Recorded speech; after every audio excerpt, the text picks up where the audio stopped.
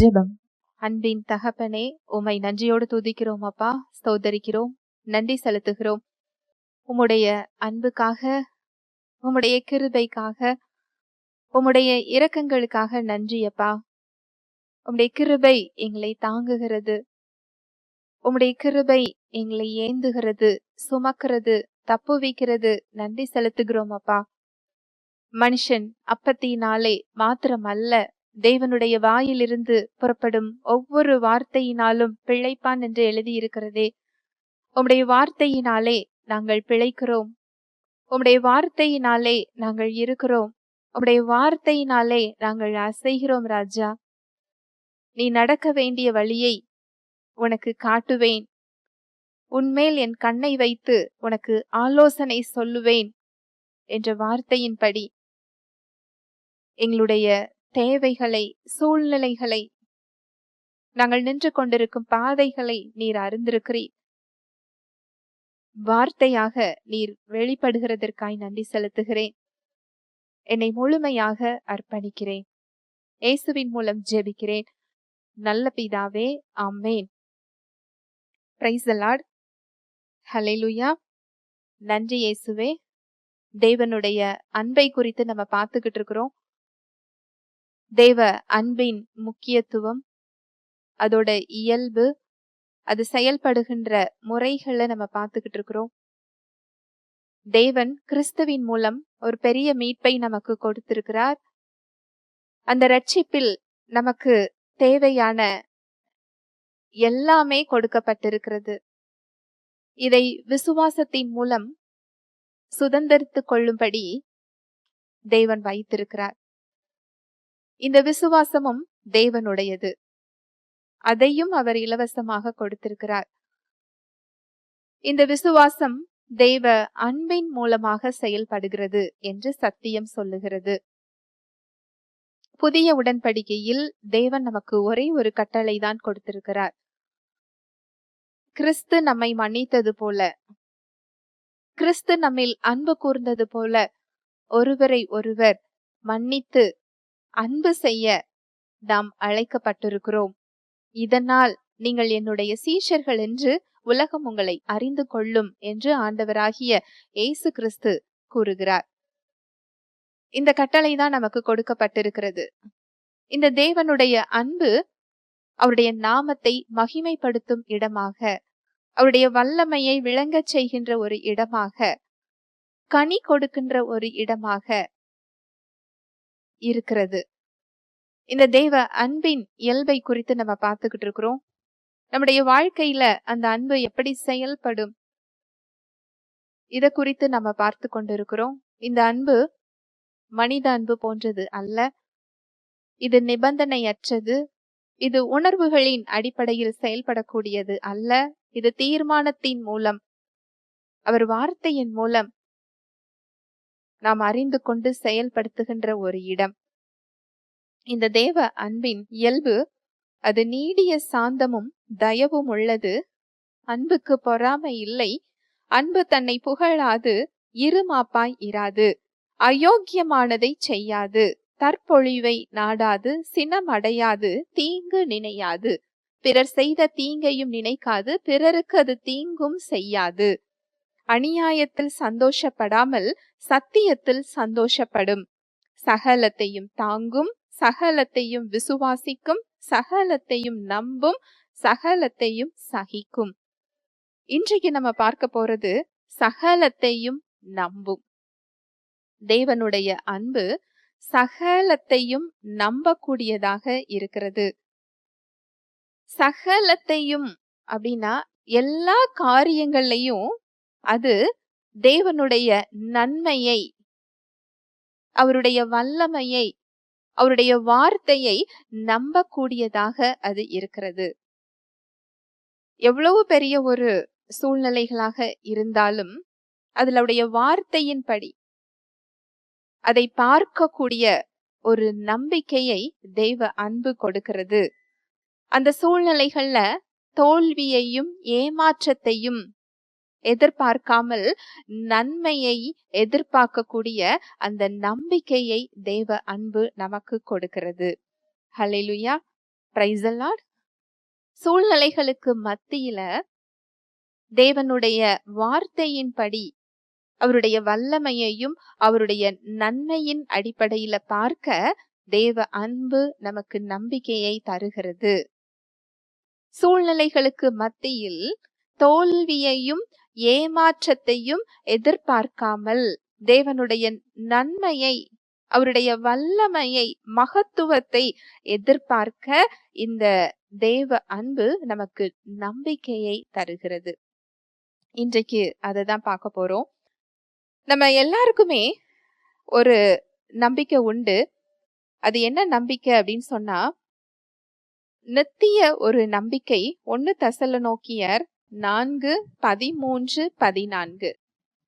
அன்றியும் சகோதரரே, நித்திரை அடைந்தவர்களின் நிமித்தம் நீங்கள் நம்பிக்கையற்றவர்களான மற்றவர்களைப் போல துக்கித்து அறிவில்லாதிருக்க எனக்கு மனதில்லை. இயேசுவானவர் மரித்த பின்பு எழுந்திருந்தார் என்று விசுவாசிக்கிறோமே, அப்படியே இயேசுவுக்குள் நித்திரை அடைந்தவர்களையும் தேவன் அவரோடே கூட கொண்டு வருகிறார். அன்றியும் சகோதரரே, நித்திரை அடைந்தவர்களின் நிமித்தம் நீங்கள் நம்பிக்கையற்றவர்களான மற்றவர்களைப் போல துக்கித்து அறிவில்லாதிருக்க எனக்கு மனதில்லை. இயேசுவானவர் மரித்து பின்பு எழுந்திருந்தார் என்று விசுவாசிக்கிறோமே, அப்படியே இயேசுவுக்குள் நித்திரை அடைந்தவர்களையும் தேவன் அவரோடே கூட கொண்டு வருவார். விசுவாசிகளுக்கு இந்த நம்பிக்கையை தேவனுடைய வார்த்தை தருகிறது. அவருடைய சத்தியம் இந்த நம்பிக்கையை நமக்கு கொடுக்கிறது. உங்களுடைய உறவுகள் யாரையாவது நீங்க இழந்திருக்கலாம், இல்ல நம்முடைய வாழ்வின் இந்த வாழ்க்கைக்கு அப்புறம் நம்ம என்ன அப்படிங்கிற ஒரு பயத்துல நீங்க இருக்கலாம். நமக்கு ஒரு நம்பிக்கை கொடுக்கப்பட்டிருக்கிறது. என்ன நம்பிக்கை அப்படின்னா, நம்ம இந்த உலகத்தில் உள்ளவர்களை போல நம்ம துக்கித்து அறிவில்லாதிருக்க எனக்கு மனதில்லை. எப்படி இயேசுவானவர் மரித்து பின்பு எழுந்திருந்தார் என்று விசுவாசிக்கிறோமோ, அதே போல இயேசு கிறிஸ்துவை இரட்சகராக ஏற்றுக்கொண்ட பின்பு மரணத்தை சந்தித்தவர்கள் அவரோடே கூட திரும்பவும் வருவார்கள். இந்த நம்பிக்கை நமக்கு கொடுக்கப்பட்டிருக்கு. இந்த மரணம் அப்படிங்கிறது ஒரு முடிவு அல்ல. ஒரு விசுவாசிக்கு அது தேவனோடு இணைந்து வாழ்கின்ற இன்னொரு வாழ்வு. இந்த நம்பிக்கையை அவருடைய வார்த்தை நமக்கு கொடுக்கிறது. இன்றைக்கு இந்த இடத்துல யாராவது துக்கித்து கொண்டு சஞ்சலத்தோடு இருப்பீர்கள் என்றால், உங்களுடைய உறவுகளை இழந்து மனக்கவலையில் இருப்பீர்கள் என்றால், அவருடைய வார்த்தை நமக்கு ஒரு நம்பிக்கையை தருகிறது. Hallelujah, praise the Lord. நமக்கு மறுவாழ்வுக்கான நம்பிக்கையை மாத்திரம் அவருடைய வார்த்தை தரவில்லை, இந்த உலகத்திலேயும் அவருடைய வார்த்தை நமக்கு நம்பிக்கையை கொடுக்கிறது. இந்த பொல்லாத பிரபஞ்சத்தினின்று வாசிக்கலாம். கலாத்தியர் 1:4.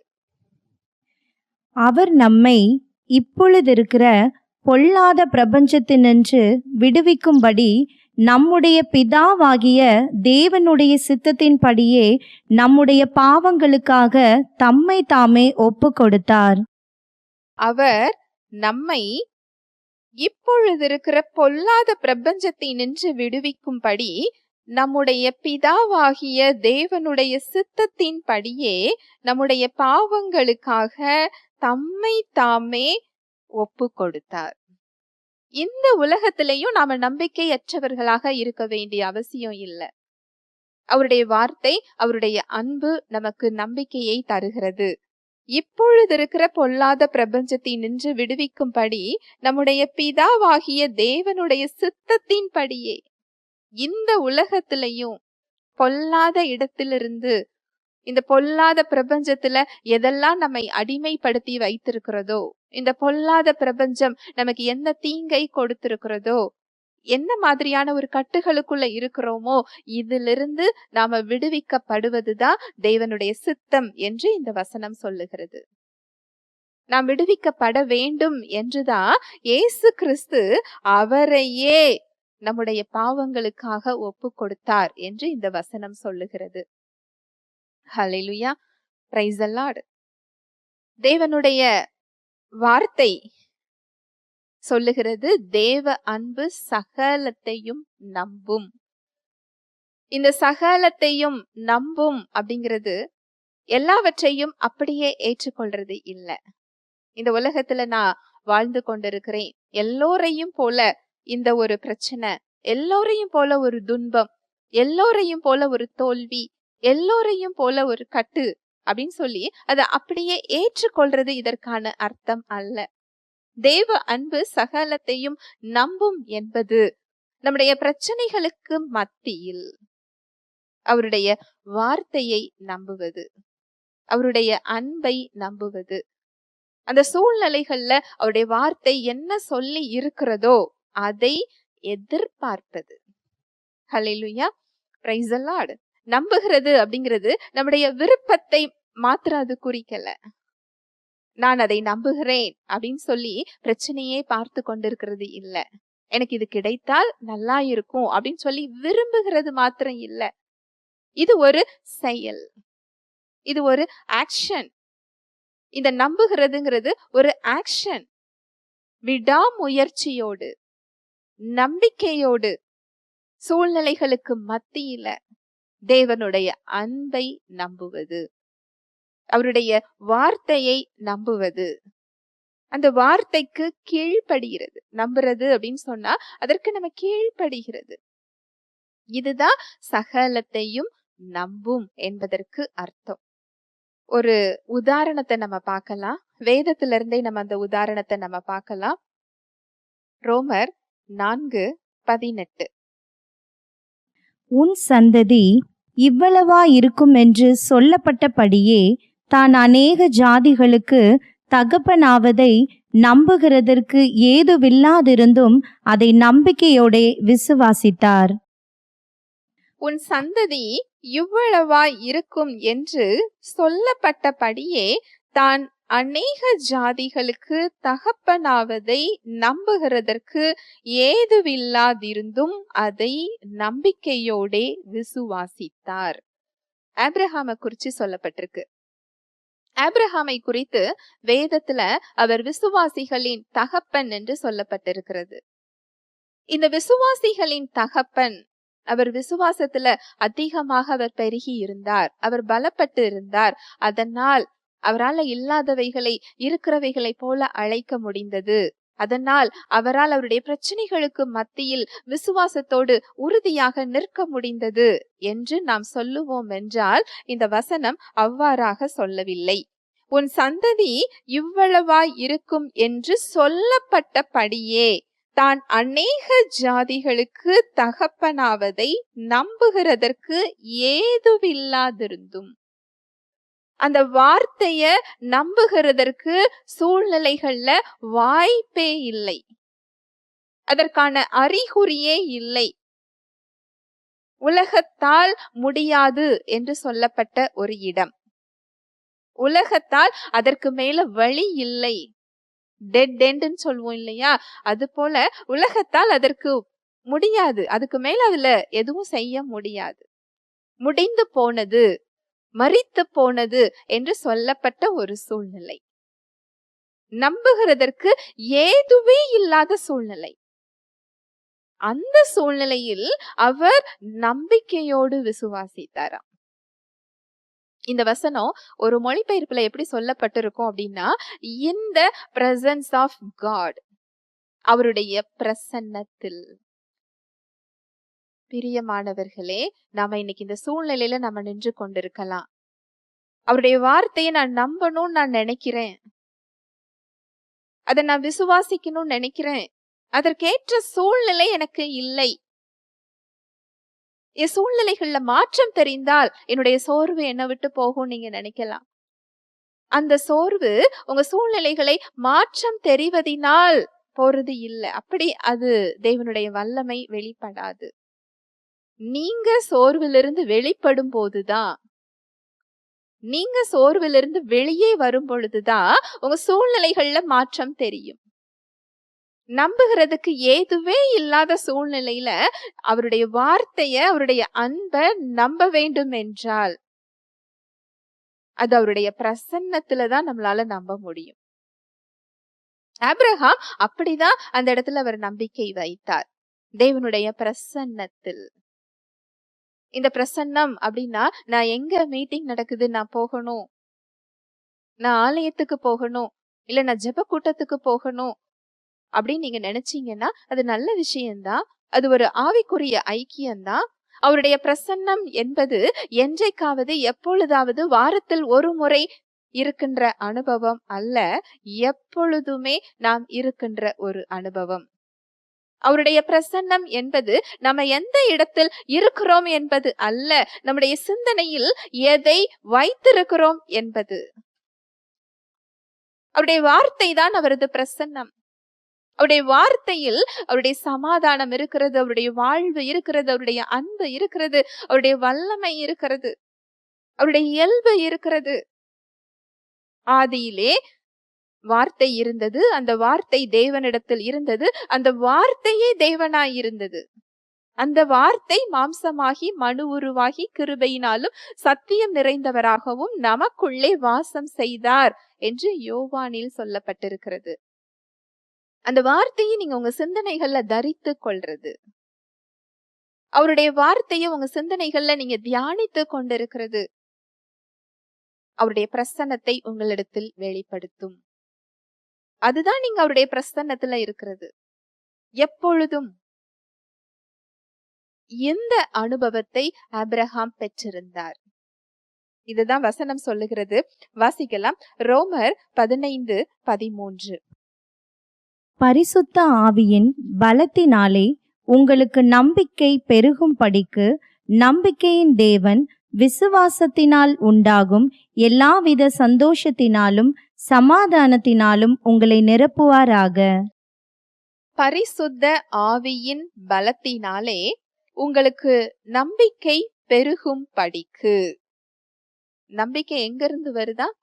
மனித வார்த்தைகள்ல இருந்து இல்ல, சூழ்நிலைகள்ல இருந்து இல்ல, ஒருத்தங்க எனக்கு தயவு காண்பிக்கிறேன் என்று வாக்கு பண்ணியதினால் அல்ல, பரிசுத்த ஆவியின் பலத்தினாலே நம்முடைய நம்பிக்கை பெருகும் படிக்கு நம்பிக்கையின் தேவன்.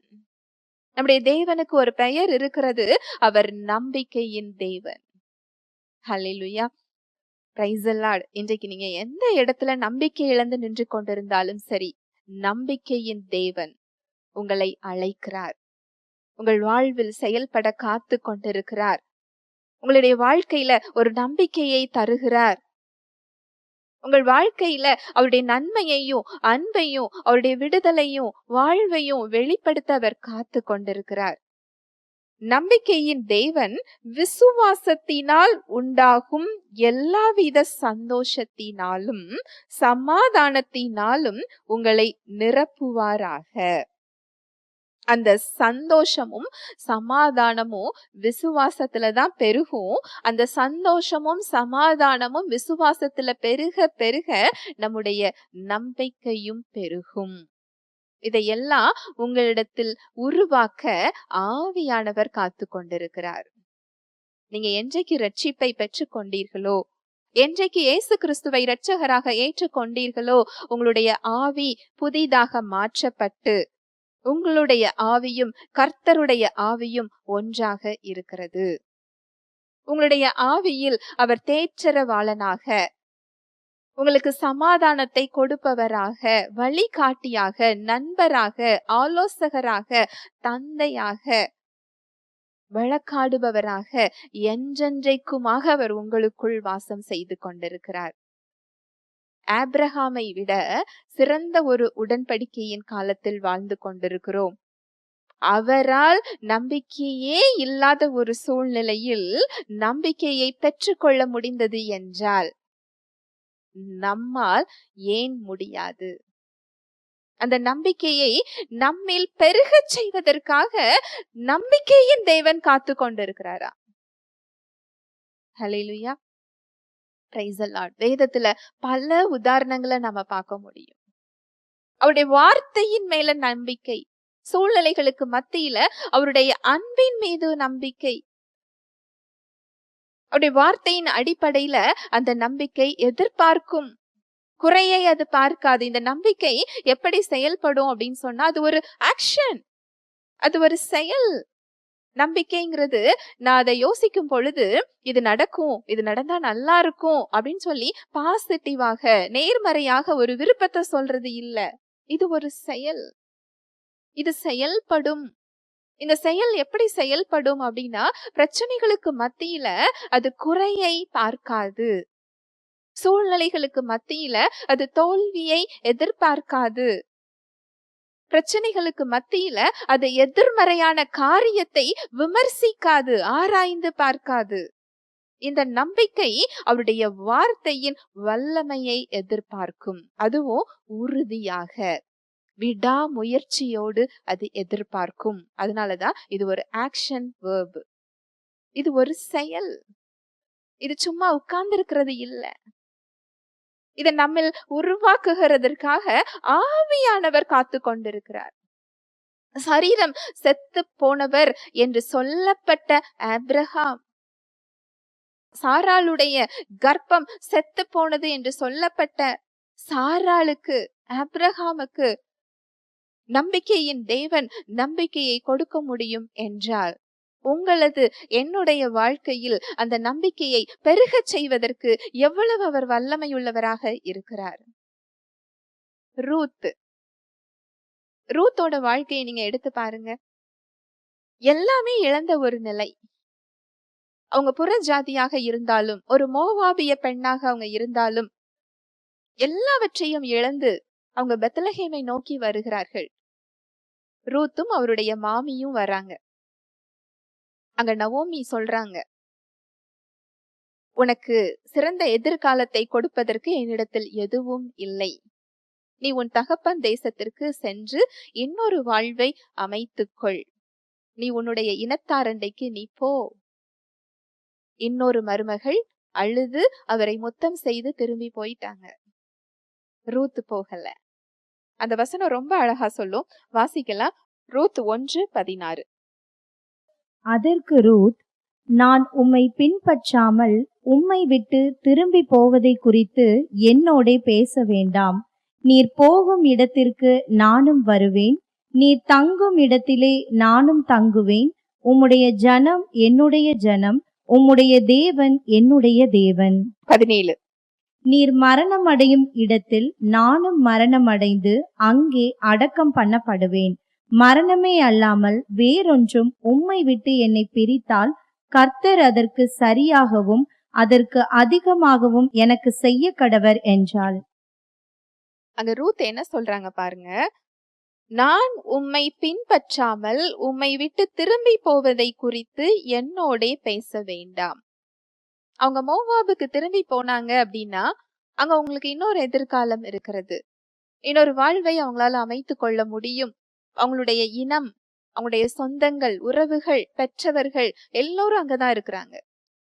ஆனா ரூத் என்ன நம்பிக்கையில் இந்த வழியை அவர் தேர்ந்தெடுத்தார்?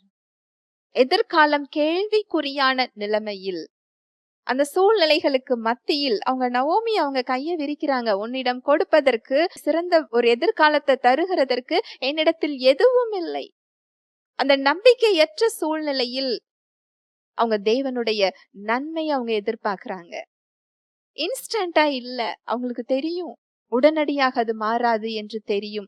ஆனாலும் என்ன நடந்தாலும் சரி, அவரை நம்புவதற்கு, தன்னுடைய மாமியை விட்டு விடுவதற்கு அவங்க தயாரா இல்ல. எவ்வளவு பெரிய ஒரு நம்பிக்கை இல்லையா? ஒரு புறஜாதி பெண், நான் உம்மை பின்பற்றாமல் உம்மை விட்டு திரும்பி போவதை குறித்து என்னோட பேச வேண்டாம். நீர் போகும் இடத்திற்கு நானும் வருவேன், நீர் தங்கும் இடத்திலே நானும் தங்குவேன். உம்முடைய தேவன் என்னுடைய தேவன். எவ்வளவு ஒரு நம்பிக்கை பாருங்களேன். இந்த நம்பிக்கையை தேவன் கனம் பண்ணினார். இந்த நம்பிக்கைக்கு ஒரு பெரிய பலனை தேவன் கொடுத்தார். நீங்க எப்பேற்பட்ட சூழ்நிலையில நின்று கொண்டிருக்கலாம். இந்த ரூத் போல எல்லாமே இழந்து போன ஒரு நிலைமை. அவங்க தன்னுடைய நம்பிக்கையை ஒரு சரியான இடத்தில் வைத்தார். நம்பிக்கையின் தேவன் மீது வைத்தார். அவங்க எதை பார்த்து தேவனை நம்பினாங்கன்னு சொல்லி சத்தியம் சொல்லல. அவங்க நவோமி கிட்ட அவங்க எதை பார்த்தாங்கங்கிறது தெரியல. நிச்சயமாக ஒரு சாட்சியை அவங்க பார்த்திருக்க வேண்டும். ஏன்னா அவருடைய தேவனை காட்டிலும், அவருடைய கடவுளை காட்டிலும் நவோமியின் தேவனை ஏற்றுக்கொள்ள அவங்க விரும்புறாங்க. எப்பேற்பட்ட ஒரு சாட்சி இல்லையா? உம்முடைய தேவன் என்னுடைய தேவன். மரணம்தான் உன்னையும் என்னையும் பிரிக்கணுமே தவிர வேற எதுவும் பிரிக்க முடியாது. அவங்களுடைய வாழ்க்கை எப்படி மாறியது என்று நமக்கு தெரியும். அது தேவனுடைய தயவு, தேவனுடைய கிருபை, அவருடைய ஆசிர்வாதம். அந்த வாழ்வு அப்படியே அங்கு மாறுகிறது. அவங்க சூழ்நிலையை குறிச்சு புலம்பல, சோர்ந்து போகல, தன்னுடைய மாமியை அவங்க குறை சொல்லல. அவங்க பெத்லகேம் போன பிறகும் தன்னுடைய மாமிக்கும் தனக்கும் அடுத்து சாப்பாடுக்கு என்ன வேலை செய்ய போறாங்க. அந்த நம்பிக்கை சும்மா இருக்க விடல. அந்த நம்பிக்கை செயல்படுகிறது. அவங்க சென்ற இடமே அது போவாசுடைய நிலமாக இருந்தது. தேவன் எப்படி செயல்படுறார் பாருங்களேன். ஒரு பிரச்சனைய நீங்க எப்படி பாக்குறீங்க அப்படிங்கிறதுதான். தேவனுடைய அன்பின் அடிப்படையில நீங்க பார்க்கிறீங்களா? அவருடைய வார்த்தை என்ன சொல்லுகிறதோ அதன் அடிப்படையில பார்க்கிறீங்களா? இல்ல பிரச்சனையின் அடிப்படையில நீங்க பார்க்கிறீங்களா? தேவனுடைய அன்பு அவருடைய வார்த்தையின் அடிப்படையில் உங்களை பார்க்க வைக்கும். உங்களுக்கு அது நம்பிக்கையை கொடுக்கும். நம்பிக்கையின் தேவன். அப்படியே ரூத்தோடைய வாழ்க்கை அங்க மாறுது. அவங்க நம்பிக்கையை தேவன் எப்படி கனம் பண்ணினார் என்றால், ஆண்டவராகிய இயேசு கிறிஸ்து அவருடைய வம்சத்தில் வெளிப்பட்டார். எப்பேற்பட்ட ஒரு கனம் இல்லையா? அவங்க பிரச்சனையை பார்த்து சோர்ந்து போய் நம்பிக்கையை கைவிட்டு விட்டு அவங்க மோவாபுக்கு திரும்பி போயிருந்தால் இந்த வரலாற்றில் அவர் இடம் பெற்றிருக்க மாட்டார். இந்த சாட்சிய நீங்களும் நானும் அறிந்திருக்க மாட்டோம். அவங்க வாழ்க்கை வேறு விதமாக மாறி இருக்க முடியும். ஆனா அவங்க நம்புவதற்கு தேர்ந்தெடுக்கிறாங்க. தேவனை நம்புவதற்கு. அங்க போவாஸ் சொல்றாரு. அந்த வசனம் ரொம்ப ஒரு அழகான வசனம். வாசிக்கலாம். ரூத் 2:12. உன் செய்கைக்கு தக்க பலனை கர்த்தர் உனக்கு கட்டளையிடுவாராக. இஸ்ரவேலின் தேவனாகிய கர்த்தருடைய செட்டைகளின் கீழ் அடைக்கலமாய் வந்த உனக்கு அவராலே நிறைவான பலன் கிடைப்பதாக என்றார். அங்க போவாஸ் சொல்றார் பாருங்க. உன் செய்கைக்கு தக்க பலனை கர்த்தர் உனக்கு கட்டளையிடுவாராக. இஸ்ரவேலின் தேவனாகிய கர்த்தருடைய செட்டைகளின் கீழ் அடைக்கலமாய் வந்த உனக்கு அவராலே நிறைவான பலன் கிடைப்பதாக என்றார்.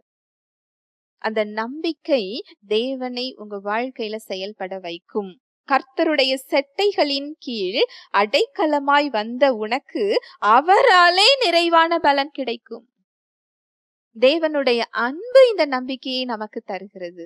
நம்பிக்கையே இல்லாத ஒரு சூழலில், நம்புகிறதற்கு ஏதுவே இல்லாத ஒரு சூழலில், உலகத்தால் முடியாது என்று மரித்து போன ஒரு சூழலில் நம்பிக்கையின் தேவன் நமக்கு நம்பிக்கையை கொடுக்கிறார். அவருடைய அன்பு நமக்கு இந்த நம்பிக்கையை தருகிறது. ஹல்லேலூயா. Praise the Lord. ஜெபிக்கலாம். அன்பின் தகப்பனே, உம்மை நன்றியோடு துதிக்கிறோம் அப்பா, ஸ்தோத்தரிக்கிறோம், நன்றி செலுத்துகிறோம். நன்றி அப்பா. நம்பிக்கையின் தேவன் உம்முடைய அன்பின் மூலம், உம்முடைய வார்த்தையின் மூலம் எங்களுக்கு நீர் நம்பிக்கை கொடுக்கிறீர். ஆவியானவர் இந்த நம்பிக்கையை எங்களிடத்தில் பெருகும் படிக்கு விசுவாசத்தினாலே உண்டாகும் சமாதானத்தினாலும் சந்தோஷத்தினாலும் எங்களை நீர் நிரப்புவதற்கு நீர் காத்து கொண்டிருக்கிறீர். இந்த சத்தியத்தை இன்று எங்களுக்கு நீர் கற்றுக் கொடுத்தீரப்பா. நம்முடைய வார்த்தையாகிய மன்னாவை எங்களுக்கு இன்று கொடுத்திருக்கிறீர். நன்றி. எங்க சூழ்நிலைகள்ல உம்முடைய அன்பு எங்களுக்கு நம்பிக்கையை தருகிறது. பிரச்சனைகள்ல தோல்வியை அல்ல, பிரச்சனைகள்ல எதிர்மறையான காரியத்தை அல்ல, பிரச்சனைகளோட ஆழத்தை ஆராய்ந்து பார்க்கும்படி அல்ல, பிரச்சனைகளுக்கு மத்தியில் நீர் கொடுக்கின்ற நம்பிக்கை தேவனுடைய வல்லமையையும் அவருடைய அன்பையும் அங்கு எதிர்பார்க்க வைக்கிறது என்ற சத்தியத்தை இன்று எங்களுக்கு கற்றுக் கொடுத்தீர். வந்திருக்கிற ஒவ்வொருவரையும், இதை கேட்டுக்கொண்டிருக்கிற ஒவ்வொருவரையும் உம்முடைய கரத்தில் தருகிறேன். அவங்க இன்னைக்கு என்ன சூழ்நிலையில இதை கேட்டுக்கொண்டு இருக்கிறாங்களோ, நம்பிக்கையின் தேவன் நம்பிக்கையை அவர்களிடத்தில் பெருகச் செய்வீராக. தடைகள் யாவும் இயேசுவின் நாமத்தினாலே நீங்கட்டும். இயேசுவின் நாமத்தினாலே ஒவ்வொருவரையும் நான் ஆசிர்வதிக்கிறேன். இயேசுவின் மூலம் ஜெபிக்கிறேன் நல்ல பிதாவே, ஆமென்.